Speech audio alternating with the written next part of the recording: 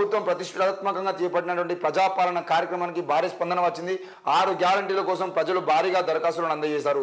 ఈ క్రమంలో హన్మకొండ జిల్లా భీమదేవరపల్లి మండలం ముత్తారం గ్రామంలో విచిత్ర సంఘటన చోటు చేసుకుంది.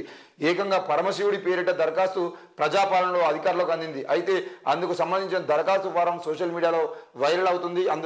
అందులో ఆర్జిదారు శివుడు కాగా కుటుంబ సభ్యుల వివరాలు కాలంలో భార్య పార్వతి, కుమారుల పేర్లు కుమారస్వామి, వినాయకుడు అని చెప్పేసి రాసి ఉంది. ఇది ఎవరో ఆకతాయిలు కావాలని చేసి ఉండొచ్చని ట్విట్టర్లో నెటిజన్లు కామెంట్ చేస్తున్నారు.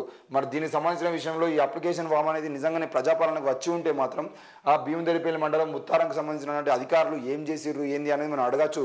మరి ఈ అప్లికేషన్ ఫాము అందరికీ ఇచ్చారు. ఆ అప్లికేషన్ ఫామ్ తీసుకున్న వ్యక్తులు కావాలని కొంతమంది ఆ భీమదేవరపల్లి మండలము ముత్తారం గ్రామం అని చెప్పేసి రాసి దాన్ని పోస్ట్ చేసి దాన్ని వైరల్గా మార్చడానికి ప్రయత్నం చేశారు. కానీ నిజంగా దాన్ని అధికారులు దాన్ని వాళ్ళ అప్లికేషన్ ఫామ్లో సంతకం పెట్టి తీసుకున్నటువంటి విషయం అయితే కాదు. మరి కేవలం ఎవరైతే అభయహస్తం ఫామ్కు సంబంధించిన విషయంలో అభయహస్తం ఫామ్ తీసుకున్నారో వాళ్ళు దాన్ని వైరల్గా మార్చడానికి ప్రయత్నం చేశారు. కొన్నిసార్లు మనం కూడా వైరల్గా మారుతాం, మనం కూడా ట్రెండింగ్లోకి వస్తామని చెప్పేసి ఆకతాయిలు చేసేటువంటి ప్రయత్నం ఇలా ఉంటాయి.